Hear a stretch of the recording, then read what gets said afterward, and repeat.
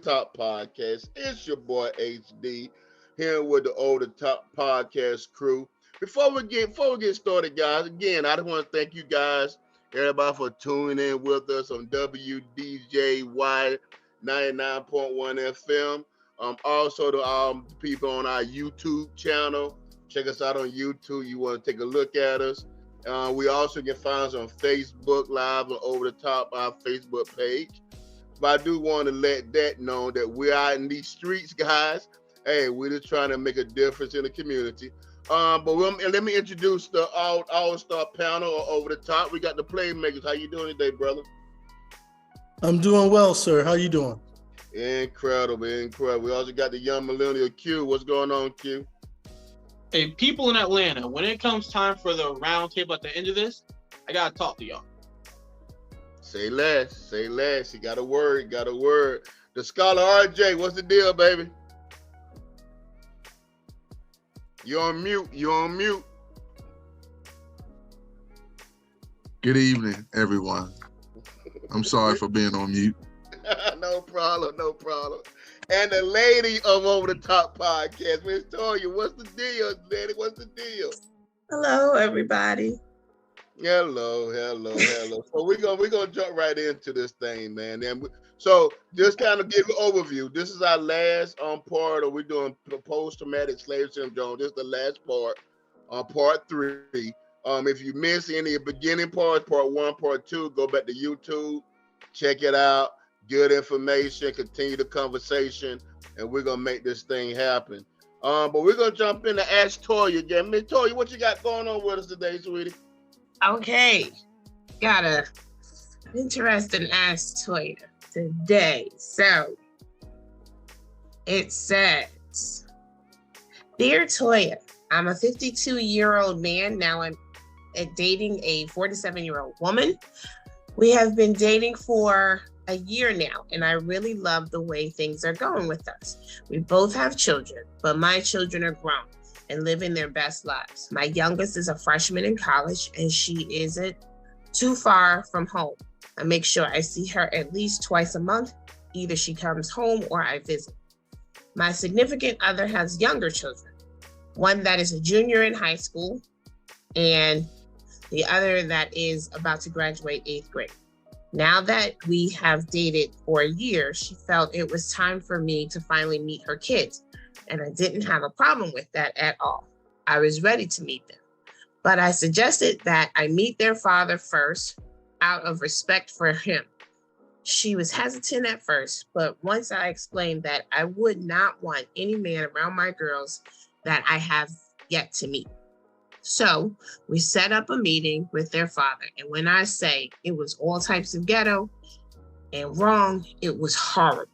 We got through it, and now it's time for me to meet her girls. Now I am a girl dad. My girls are the world to me, and I'm extremely involved in their lives. Her girls were not only disrespectful to me, they were disrespectful to her as well. But she just brushed it off as them just being moody teenage girls. So now I find myself hating to go to her house if the girls are home, or asking if the girls are coming to hang out with us. And if so, I find an excuse to get out of it. This woman is such a beautiful spirit, but she has no control over her children or their father. Come to find out, the father spends the night in her house whenever he wants. The girls do and say whatever they want, and she allows all types of people in and out of her house. My question is, do you think I should stick it out because I love this woman and try to make it work and have positive influence in her girls' lives? Or should I do as you say, tap out blank and take my L? Signed, Whoa, not sure. That's heavy. Not sure if I could be. I think there's an easy answer here. Go ahead, Q. It's easy. Look, hey, first off, children aside, the baby mother of them and her husband randomly be in his house. And it's, he said, she told me, he said he found out. Meaning, hypothetically, he drove over there, probably unannounced, and saw him leaving. You are 52 years old. You do not have time to be wasting on someone who can't even tell you when her ex-husband is staying in her house. I'm not even worried about her children. Because guess what? You don't got to worry about her children. You got to worry about the Negro.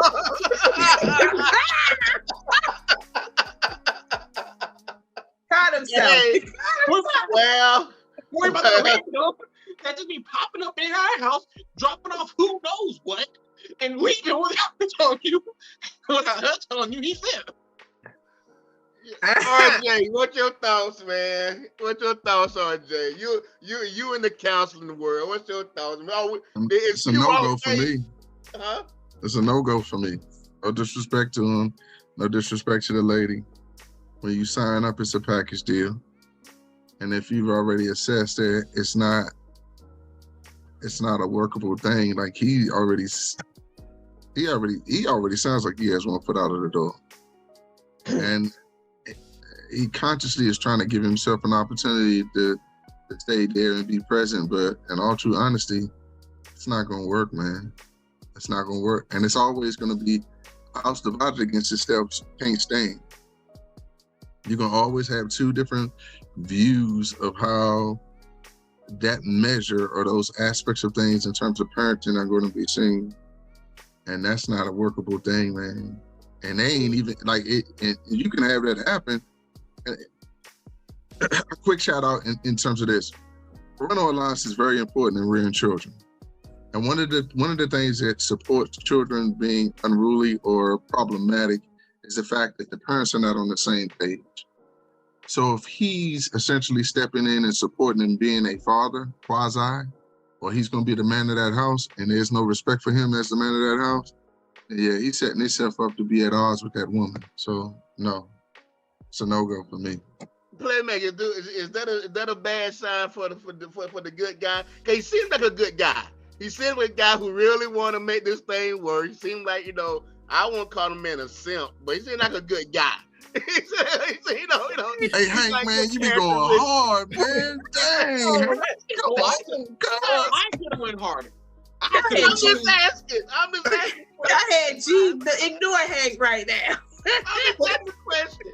I'm not calling that a simp, but come on, man. I mean, I do. Is that the reward being a good guy? Is that the reward? What's the reward being a good guy? Well, you know what they say about good guys and when they're finishing a race, but not to get into that. But I mean, I think there's some signs that the guy just can't ignore. I mean, I think Q brought it to his attention. Anytime you have this other guy with this type of freedom and type of access, you got to ask yourself, what's going on there? What is his role there if somebody else is able to kind of pop up and do all the things that he wants to do at any point in time? So first, the lady needs to be honest with herself and put some boundaries on this other guy. And also, the lady needs to be the one that checks her own kids. This guy's coming from Adam. He doesn't know these kids. He's trying to step in and be daddy, but it is up for the mom to make that transition for him to find his place, not for him to come in and say, I'm a dad's girl and I'm going to do this for her children. They already got a dad. He needs to figure out what his position is going to be, if it is going to be a position in those kids' life. I mean, I know it's a package deal, but he needs to understand what part of the package is she going to allow or the family is going to allow as they blend together. I mean, he has a lot of expectations of what he wants in that family. But it would be a no-go for me as soon as I saw another guy in my parking space. But that's just me. I mean, but so I'm gonna go and I'm gonna tell you right. One thing that points out more so than anything else is the first.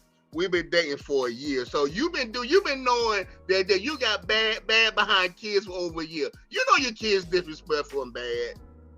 They ain't just started being disrespectful and bad when you start dating this guy. they've been bad behind kids for a long time, and you know your baby daddy come through on a regular basis.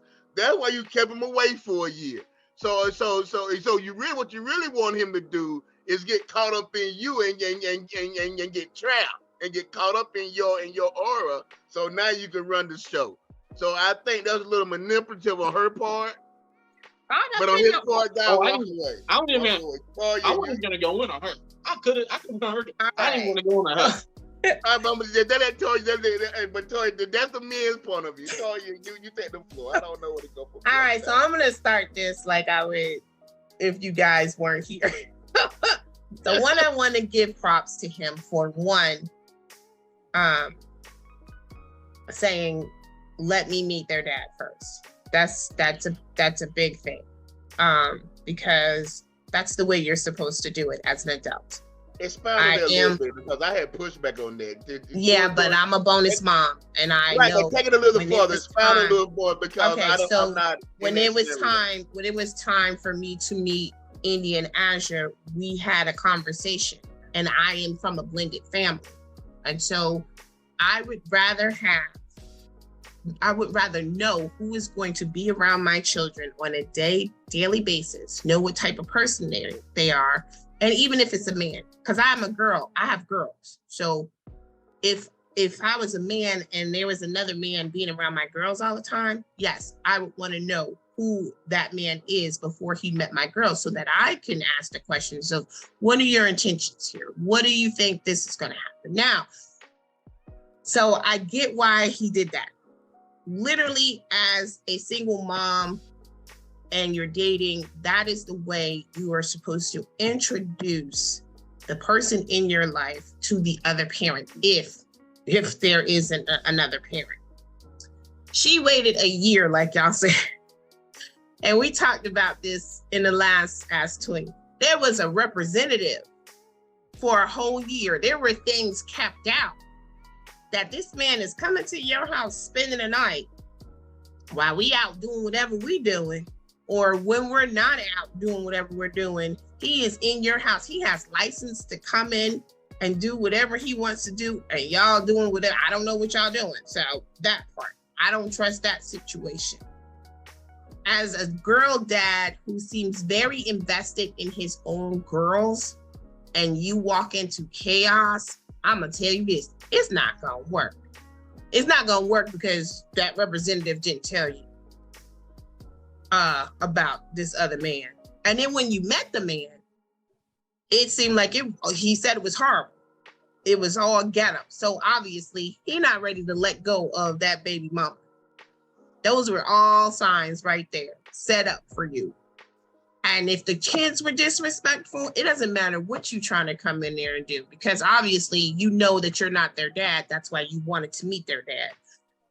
They were disrespectful. They don't want you there. She obviously, I don't think she's been talking to you. As a woman who has kids and has been dating, there are conversations that I have with my daughter, and there's a time limit on when you can meet my kids, because I don't trust anybody. Again, I have girls. I don't trust anybody until I know. So there's a time limit. So a year might be a time limit, 6 months, depending on how comfortable you are. We talked about that last week too, the comfortability with somebody and how much you trust them. You waited the whole year and didn't tell certain information. Obviously, you didn't talk about, you probably just said, yes, their dad is in their lives or whatever. But there's red flags all over this. Bruh, tap them out, tap out, run. Facts. Run. Take it for an L and run. You see it, you already know. Let it go. Let it go. There's too much here to unpack. You seem like, hey, bro, you seem like you're a good guy, man. Finally, a young lady's gonna appreciate it. Hey, she may be that young lady. She just got a lot of stuff going on, dude.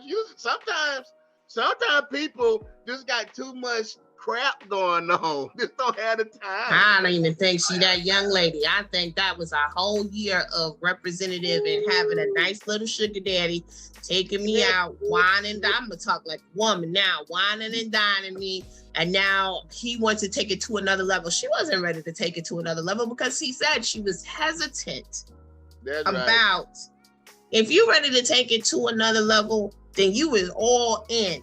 Nah, you got a sugar daddy. He 52, you 46. Yeah, I know what that is. Even though it's not a lot of years, you know I like an old man for a certain reason. Not a sugar daddy. Not a sugar daddy. Hey guys. Hold on. Wait a minute. We round it down. Give me a couple seconds. What you got? Go ahead, G. I mean, because we looked at it from the guy's perspective, but what about the woman's perspective? I mean, some people are living in a dysfunctional situation and don't even realize it's dysfunctional. I can answer that real quick. Nah. This wasn't her question, so we don't need her point of view. Move on, next subject, please. And I literally think you know when you have unruly kids because look, you know your kids bad. What do I do all the time? What child do I mostly talk about? And she's not unruly. She's actually really quiet. But in my mind, she's a whole mess. Zora. Everybody knows Zora. Everybody knows the bully baby. You know when your kids ain't about. You know you got bad. You know you got bad kids like 3. You know, I wouldn't say bad kids, but I think one of the things that really happens to people, and one of the reasons probably why that relationship is not necessarily consistent, is that she outgrew the father, and that natural aspect of growth transitions a person to a different space, and she wants better, but he probably pay a bill or two. But here's the thing though, you speaking to what you had. You created life with, and it's hard to pull. That's why she left the father, because she couldn't put it. And I hate to say it, but he probably was touching her up in a certain way, because it ain't nowhere in the hell you gonna have access like that consistently. Right. Consistently. I'm saying, even if it was a man, are you letting your ex come and go as they please in your private situation? No. Because an ex is an ex for a reason. Hold up, unless you paying bills and taking care of the house. I don't hey, no. Hey, no. I don't think baby daddy is paying no bills. Guess what? What am I needed here for? Have fun, arrivederci. No more. You ain't about that life. You said let it go. Let it go. So, sir, we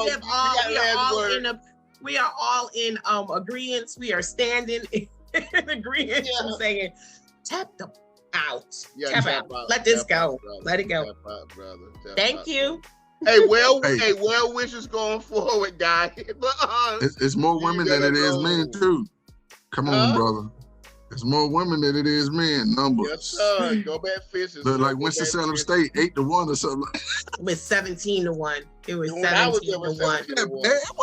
right, guys, let's move on, guys. Let's move on. We gotta keep pushing. Gotta keep pushing. Hey, so tonight we on PTSS. PTSS 3. This is our last part of the night. So what we're gonna talk about is how we're portrayed in media. Normally when you see TV media, you see criminals, you see the US media pretty much make black men or black people so aggressive. This is especially true when looking at incidents with violent crime. The news media also vilifies black people by presenting black crimes suspects as more of a threat than their white counterparts. In addition to seeing towards the fear of black people, the news media always present more of the white people, especially our white women, as more victims, more so as the criminals. So basically, even on TV, but I'm gonna go with you, Nez. I'm gonna start with you early in the game. And one question I want to ask you: do you think that the news media is intentionally portraying our black villains in such a negative light, or is it by accident? I think it's a little bit of both. I think when you look at some of your major news organizations or outlets, you see that a lot of them are controlled by the same entities. So they are, if there's some bias in that, and there was a study that they did with, I guess, 12,000 journalists. And they were in over 52% of those journalists said that they needed more diversity in the newsroom. So you have situations in which I think people may have bias and don't even realize that they have bias. But then I do think you have some organizations that are, either politically motivated or I hate to say it, even maybe racially motivated to put out those type of negative images. So I think you have a little bit of a mix of just some people not even knowing and just kind of following the norm, as well as people having an agenda. Okay, that's cool. And anybody else want to piggyback on that, or anybody have ever thought on that right quick? Okay, now we keep pushing. The African American community has been engulfed with images of acceptance of whiteness in movies and TV shows and social media, different Barbie dolls in cartoons and other representation, pretty much stating that the white image is the desirable image, or media represent this oversaturation of acceptable or white imagery, consequently make other standards less desirable, or add a reject, or less desirable and rejected. Basically looking at this white is right, everything white is perfect. So I'm gonna ask you this: do you think people underestimate the potential of the power of imaging in the media outlets to influence other people? I think at one time we did. I think now, imagery is everything. Representation is everything. So we're seeing more representation of ourselves in the media. At one time we saw none. As we were growing up, we basically probably saw not a lot at all. But now our kids see a lot more representation of themselves. And not only in the media, but in their toys, and in just going out the door. They see more representation, and representation is extremely important. It matters. It controls how we feel about ourselves.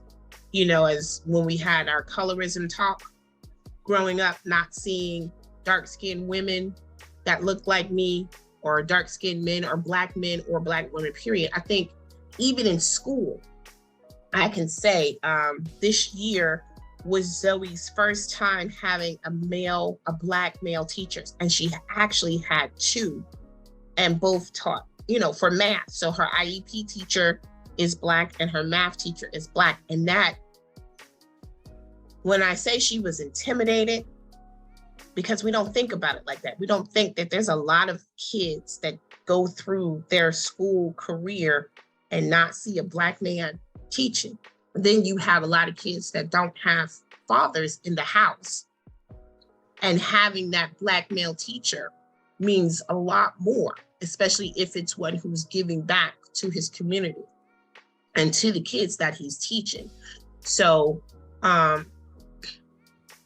seeing that in the classroom, at first she was intimidated by him because she said he was mean. But then once the year is getting to an end, like, he's become one of her favorite teachers because she's never seen that before. And then black male teachers aren't really seen until high school, maybe.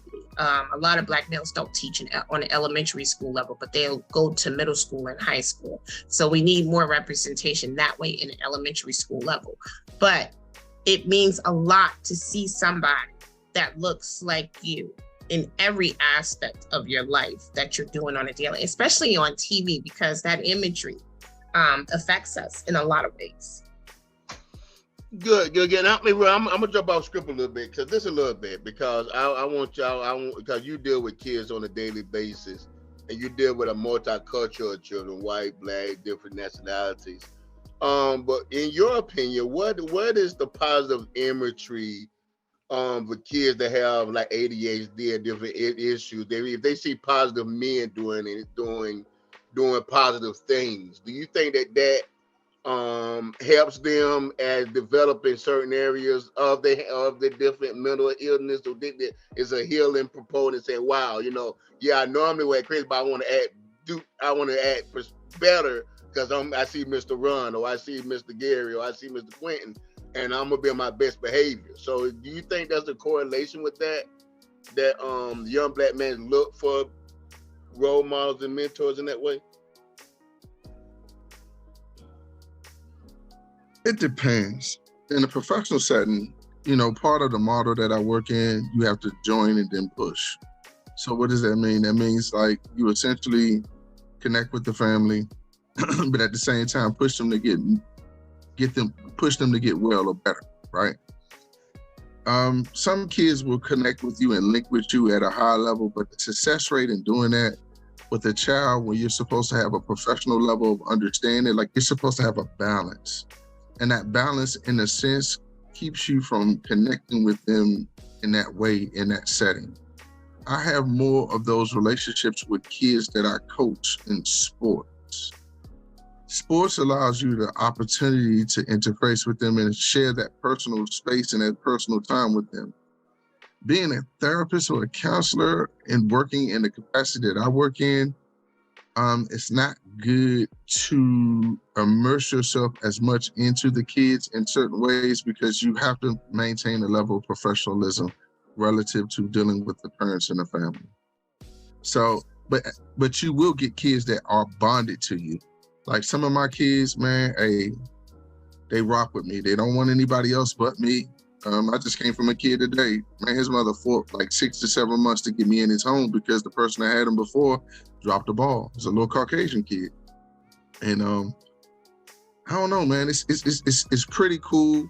They respect me. They appreciate my presence.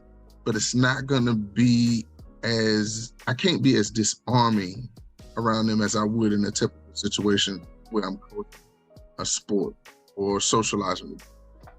Okay. So that interfacing, I have to be a little bit more professional. Okay, great. I'm gonna try to connect the dots, because I'm jumping around a little bit, but I'm gonna go with you with this one, Nesbitt, because I'm gonna jump into the media aspect of it, but I'm gonna take it from a different angle. I know, when we talk about role models and we look at media and what they portray in movies, a lot of kids look up to, and we done seen this even with our sports actor with Mr. John Morant. Now all of a sudden he want to shoot the guns because he see the guns as imagery. Is that an imagery? How much is a role model? How much do the media affect who our role models are? Because we talk about Ron being a role model, more teaching on the football field and teaching kids. But what's your thoughts on more media, even setting the tone for our future role models? I mean, I know it's a different question, but when you talk about similar, I'm trying to connect the dots a little. But when you talk about role models and media, do you think they set the tone, or you think your average person should be more your role models? If I understood the question correctly, you're saying should someone who is like a superstar actor, athlete should be a role model versus someone who may be more reachable in your local community? Correct. Okay. Correct. I think that people often will see someone like an entertainer or athlete who is very successful, living a very lifestyle that they would love to live. I think some get caught up and say, yes, I would love to be the next Kobe Bryant or Michael Jordan or something like that. And some will stick with those role models or people in those positions if they don't have access to someone who's a little bit more realistic, someone that they can see every day that is doing things that they could see themselves doing as they grow up. Whether it's just the average guy who just takes care of his bills, takes care of his family, that the kid can respect. I think that is, for me, that's kind of what my role models were. They were the deacons at the church. They were my uncles. Those were the guys that I kind of looked up to, that poured into me, that made me want to kind of be like them. It wasn't more of like back in the time, in my age period, was the Run DMCs. Those guys were cool. I enjoyed listening to their music. I enjoyed what they brought to the table, but I didn't want to be like them. I wanted to be more like the people that I could touch and feel. Good. Q, I'm gonna come with you with this question, because we're talking about getting back on the media. Do you think that Black people put more focus on race? Hold on, I'm asking you the right question I want to ask you. I'm gonna go back. Do you think the media outlets have responsibility or do better managing the imageries of Blacks on their shows, or with the freedom of speech? Do you think they share responsibility in that? It is 50-50. Yes, it's good to see representation. The problem becomes when you see representation just for the sake of representation. And that's been going on for years. And now it's not even just the Black best friend trope. Now it's the gay best friend trope. And now it's also, and then sometimes they merge that to the Black gay best friend trope. Now, like I said, there's nothing wrong with representation, but representation needs to be logically correct. I mean, there's sometimes where if a character's just gay to be gay, or a character's just Black to be Black, that's not representation. That's you putting a character in front of a race and saying, "Oh, look, we have that character here too." But on the other hand, if Black people are as powerful as we say we are, why do we need representation? Why do we claim we need representation in everything? Now, are we going to sit here and cheer for when Halle Berry gets... not Halle Berry. When old girl gets cast as Little Mermaid, we're going to cheer for her because that's a big role for a Black woman to get. And also because a mermaid does not have a race, so she can play that. Now, at the same time, if you give someone name me Cinderella. I don't think Cinderella can be Black. Cinderella's right, because ain't no Black woman doing what Cinderella's doing. That's not true. Am I wrong? I could That's be wrong. not true. Cinderella, I could be wrong. And if I am wrong, Cinderella's already been Black. Push me off the edge. Cinderella's already been Black. You had Brandy play Cinderella, and that was big for our time. Having a Black princess. The thing where the representation was in agreement in what you're saying is that where Halle Bailey is the one that played Little Mermaid. Is that as little girls, all you saw were these white princesses. Like, there is no such thing. Well, we know that we come from kings and queens. Right, you remind me of something. And so if you don't know your history and you just have little Black girls walking around thinking that they're supposed to have this lavish long hair and be a certain way, then that's bad representation. So now you're seeing more Black and Asian and Indian, well, that's still Asian, princesses in the sense of it all, and not showing them that they do have the ability to be whatever they want to be. That's the premise on what that shows us. But again, knowing our history would already let our kids know that we are descendants of kings and queens. And they already have that confidence in them as being Black. So what you're saying is right, to a point. But yeah, Cinderella can be a Black chick. There are because we are from before my time. Yeah. Okay, 2 minutes, Quinn. Give me a minute. It wasn't time. What I do want to say, there is a Disney movie coming out. I was trying to look it up. I can't find it. That has a Black girl as the main character, and no one is talking about it. However, they would rather see a live action Little Mermaid, which when you think about the actual story of Little Mermaid, of a woman giving up her voice to be with a man. They're doing The Princess and the Frog as a live action too. Disney is doing Princess and the Frog as a live action too. It's not there. It's a whole new one. I'm looking for it. Go ahead, G. Jump in the Nesbitt.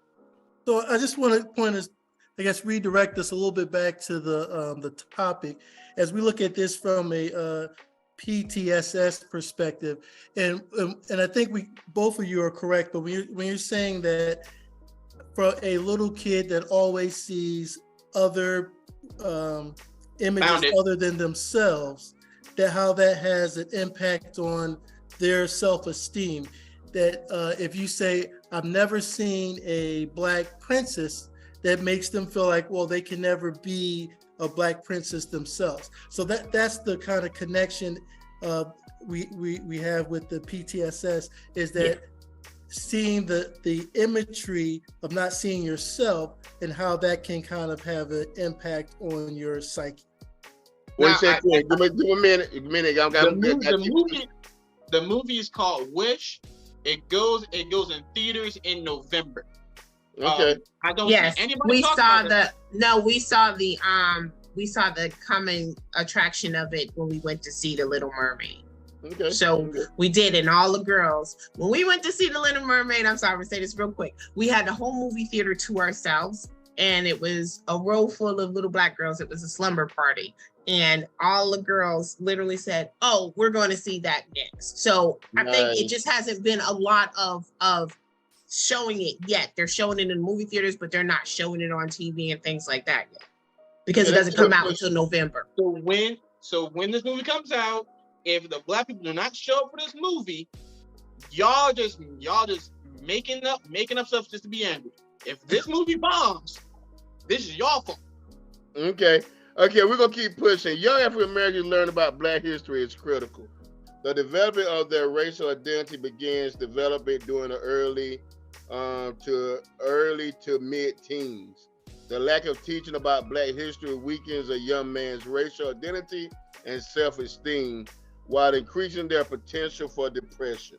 Well, we know what Florida's doing. Oh, God! Oh, by the way, guys, it's a advisory in Florida. Don't go down there, guys. Don't go there. Ain't nobody talking about it. You got family down there.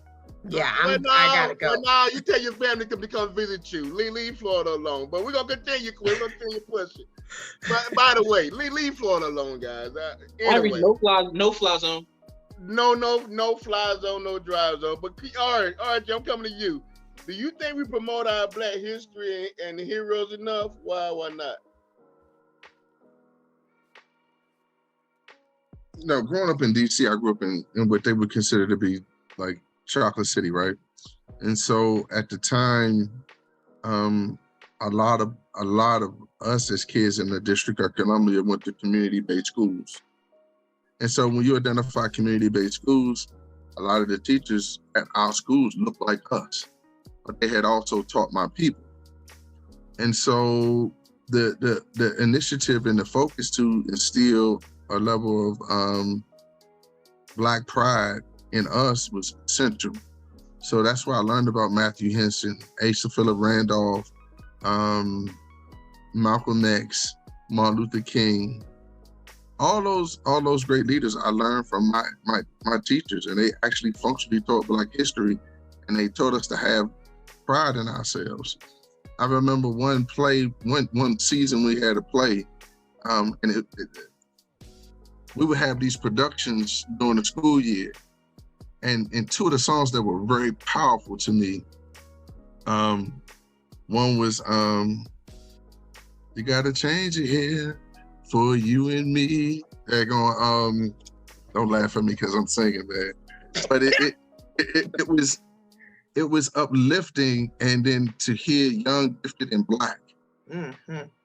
That was so empowering in terms of aspects of understanding who I was, and then also too being pushed into greatness in the sense of being able to be pushed into in front of people I had never been in a play, didn't want to be in a play, and I had a teacher by the name of Miss Banks, Miss Dolores Banks. I love her. She was hard on me. She made me remember a page and a half about Muhammad Ali, and I had to get up there and say it. And I told her, Miss Banks, I don't want to be in no play. She said, and I was, man, y'all don't understand. So when RJ is RJ, don't trip. I was bad as hell. However, Miss Banks, hey man, she put her foot on my neck. She got the best out of me. You hear me? And I don't think my experience is so much more richer for that than my kids, and it hurts to a certain degree because I think neighborhood schools are essential for our communities to be better. Those teachers had a higher level of investment in us. So right now, they're not getting that education, and you have to do it for your children at home. Yeah, it is a sad thing, man. But continue to teach the kids, dude. Because if you don't know your history, we are doomed to repeat it. Q, I'm coming with you with this one. Do you think Black people would put more focus on race and the impact of racism in the other ethnic group? I will tell you this. That is not something Black people can answer. And I'm saying that because we do not know what goes on in a Hispanic household. We don't know what goes on in an Asian household. We don't know what goes on in an African household. So what we know is how we see race and how we see how race affects us. We do not know. We do not know, like, off firsthand how other people see how race affects them. Respond to that, Gary. I think Q makes a valid point. I think that he's right. And there's a famous saying, you never know a man until you walk in his shoes. So I think he's right from that perspective.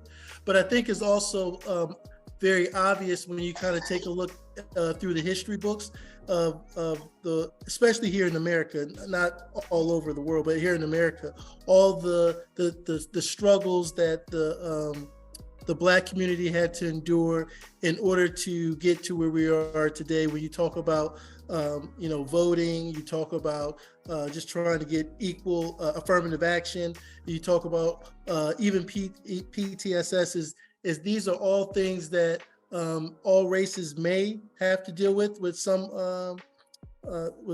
percentage, but these are things that have been really brought in the forefront for American history. As you kind of look through from the history books. Okay. So as much like we can say all history is done to Black people, one thing a lot of us can't say is we do not know how it feels to be an illegal immigrant. And we was imported. You know what though? I'm gonna tell you something. But we're imports, so we're not immigrants. That's what I'm saying. We were imports, but we did not get here hoping to get freedom. We did not get here hoping for freedom that we see on TV, and we get here and we're shunned that way. We're shunned a different way. And if you want to argue which one's more harsher, hey, that's whoever you want to argue with. But you know what? I'm gonna say something. One of the things that I talk to a lot of kids about is playing sports. Sports, man, gives you a bridge into the psyche of people in a different way. Agreed. I had a kid I played baseball with named Sin Kim. He was from Korea. Great kid, man. I love Sin. He wasn't the best baseball player, but god daggone, he was brilliant. You hear me? He got a perfect score in the SAT in math, but his English was bad because he just immigrated to this country. I think he got a 1180 on his SAT, and his parents said, "Man, I gotta quit baseball." He said, "I'm not as focused as I need to be on my schooling," and it was deep. Then going to JUCO, and then also in high school, you play with people that you have real conversations with, and sometimes you share a beer with them, and they'll tell you what they think about you. You'll have the conversation about the negative stereotypes, but you'll also, if you listen, you'll culturally get uplifted and you'll have a development in the awareness. That's why I don't have a hard time engaging or merging with some of the Caucasian families I deal with. I'm from the hood. My experience in dealing with, I didn't see white folks. the majority of my youth up until I got to middle school and started going to this program called HAP. Outside of that, it was black faces and what I saw on TV. So when you really reflect on that, the process of playing sports broke down barriers in my mind, and I became I played with a kid from the Philippines. That was my man, Mike Batanga. I had played with a dude by the name of Reed Hemingway. I seen him, this is gonna be some nasty stuff. He had a growth on his foot, he cut it off with a steak knife. All righty then. I played with.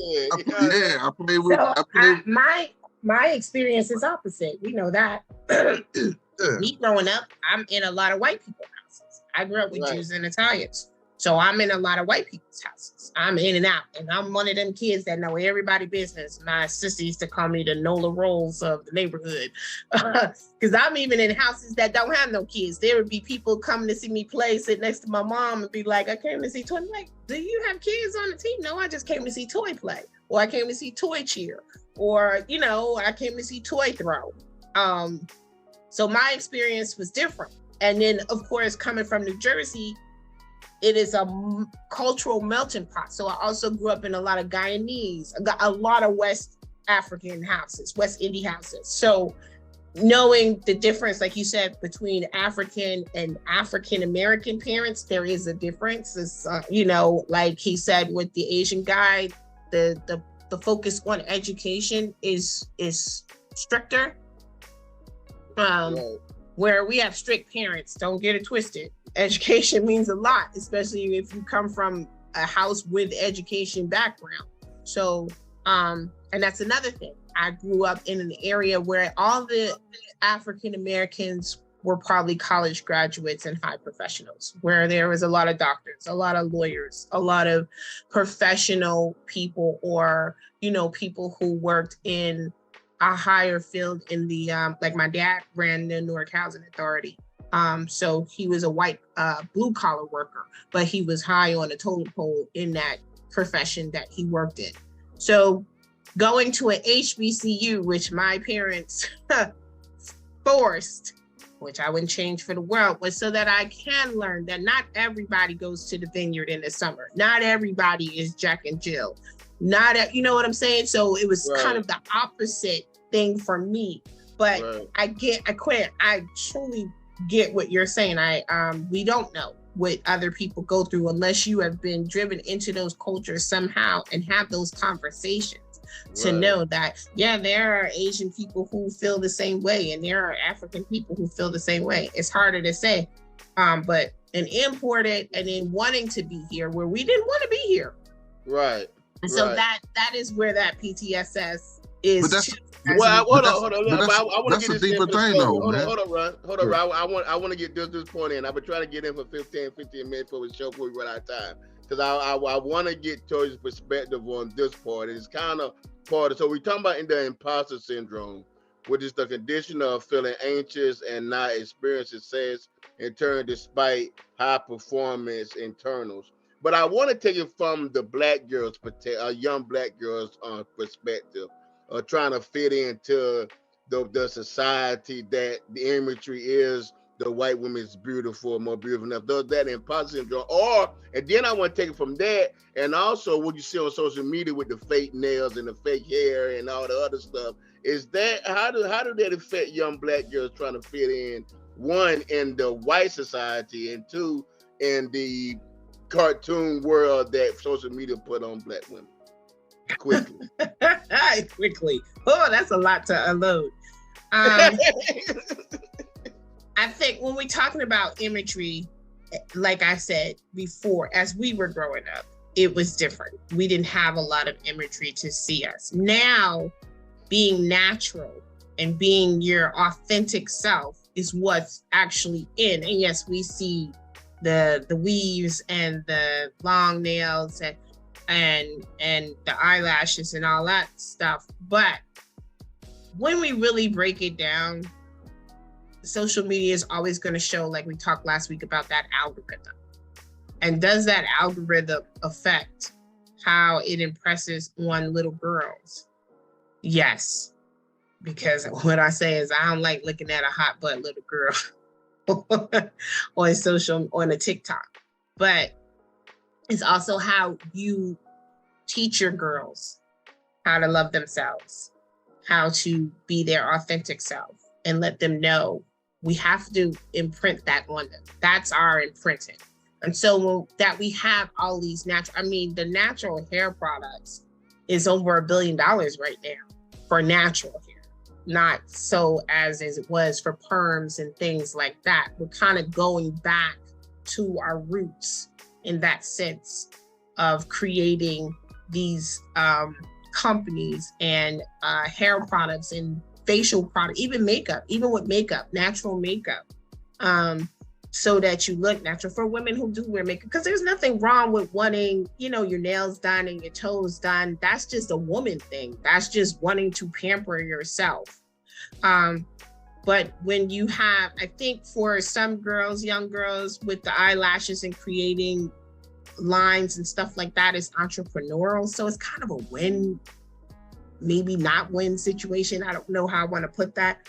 But for me, it's more of what you do in your home and not letting the outside world affect how your children feel about themselves, how you promote, because that is a part of PTSS. That feeling like because your skin is so dark, that really Lynch syndrome mind state, that conditioning that some of us still have, it's a problem, and it affects how our children look at themselves. Ron, go back here. I know you get a minute, Ron. I didn't mean to cut you off early, but what you want to jump in? I'm gonna give you a minute. I'm gonna play the last word. I think the functional aspect of things is this. You can develop a level of intimacy with people that they would share. One of the things that I remember, I played baseball with this guy for 3 years. He became a good friend of mine. And he told me some very intimate details about his family. He was a Hispanic kid, and that's not something that that's shared. But that's just you having a listening ear and a willingness to hear and share with the people that are around you. You can gain a lot from a number of different cultures and people if you listen and you hear. The aspect of how we hear things impacts our experiences. So I feel like my experiences have been very rich, and I'm thankful for that opportunity. The thing that I would say to us is that we need to be more open to hear and listen to those that are around us, to support our awareness of who we are, and then also build upon what we're dealing with the people that we interact with. Nesbitt, great research on this, sir. You got the last word on PTSS. Yeah, so just a couple of quick things. I think we kind of talked about the imagery, both positive and negative. One, not being included, not seeing yourself in positions of power, greatness, or positive ways can have a negative impact, as well as seeing yourself always in negative roles, as we talked about with media, and how some news stations portray African Americans, how that can also have an impact on your psyche. So I think one of the things that I would say I would leave away with is pay attention to the images that you allow into your home, whether they are negative images that maybe from the news or lack of images of showing people that look like you doing positive things. Good stuff. Thank you, guys, for PTSS. What a great series, guys. Again, if you missed the one or two, go back to YouTube, look it up. We go it's gonna be on the radio, guys. WDJY FM 99.1 FM. It's gonna be on there also. Thank Gwen, you, what's the last word for the night, buddy?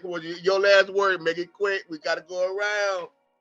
All right, so I just saw a video on Twitter of a bunch of people in an Atlanta club. If you don't know anything going on with Gunna and YSL, if you don't, you know, they turned Gunna on, who's an Atlanta native, I believe, in an Atlanta club, and everybody stood still, like in protest, because he quote unquote snitched. I like to point out those same people in the Atlanta club if R. Kelly turns on, they are there stepping in the name of love.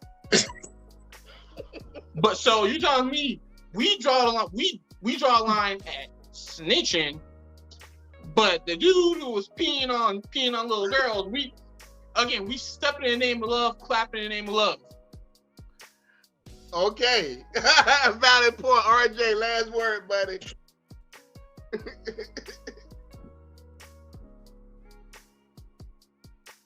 You're on mute. You're on mute, RJ. Hey man, come back to me. I need that. That was a Last hard word, thing. Toya. Last word. My last word is, y'all know I do a Saturday love thing, so I'm gonna give my last word is love. So what is the difference between I like you and I love you? And this was asked to Buddha. When he answered, it was so beautiful. When you like a flower, you just pluck it. But when you love a flower, you water it daily. At some point in life, you want to stop being plucked and be watered daily. No one said it would be easy. And conflict is literally a part of life. It's the way we handle it that makes us stronger and courageous. So start watering people more. Put a little water on you. Put a little water on you. Playmaker, what's your last word, sir? Wow, a lot of information in the show. I would say my last word is be on time. I was late to an event today, and it didn't end well for me. So if you can, always be prompt and be on time. Back to you, RJ. The culture of hip hop is killing us. Aspects of what Q said is really deep in the sense that, man, the no snitching has impacted us deeper than things that should be social functional norms in our community, whereas women and children should be protected. So in identifying with what he said, that was a real strong take, Q. He's right. We got to assess aspects of things that are happening with us and revisit our essence and our morals. Grandmas and grandpas need to come back, and we need to reassert ourselves and our families and our community. All right, guys. Hey, my last word, be the light you want everybody to shine on you. Be the light. You be the light. You take responsibility to be the light. You be the guy. You be the mentor. You know, you take somebody upon you win. You show them the right way. Mama would say, that's not talk about it, let's be about it. Hey, guys, great show. And like always, man, may your next move be the game changer. Good night.